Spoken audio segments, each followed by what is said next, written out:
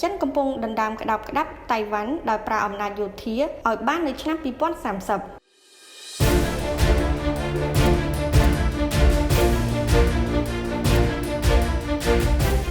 មន្ត្រីចារកម្មកម្ពុជារបស់សហរដ្ឋអាមេរិកបានប្រាប់សភាថាសមាគមស៊ើបការសម្ងាត់អាមេរិកជឿជាក់ថាប្រទេសចិនកំពុងព្យាយាមយ៉ាងសកម្មក្នុងការកសាងយោធាដែលមានសមត្ថភាពដើម្បីដណ្ដើមកាន់កាប់កោះតៃវ៉ាន់សូម្បីតែមានការគ្រប់គ្រងរបស់សហរដ្ឋអាមេរិកសម្រាប់កោះនេះក៏ដោយនេះបើយោងតាមការចុះផ្សាយរបស់សារព័ត៌មាន CNN នៅថ្ងៃទី11ខែឧសភាឆ្នាំ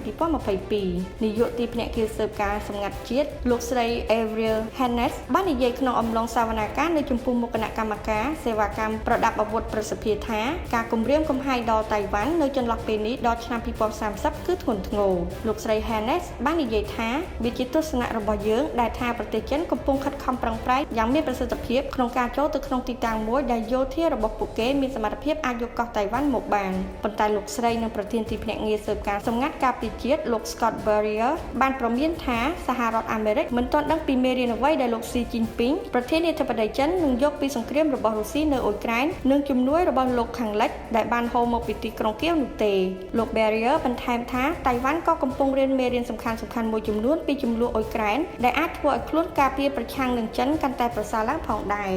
ដោយគិរីដងរ៉ៃ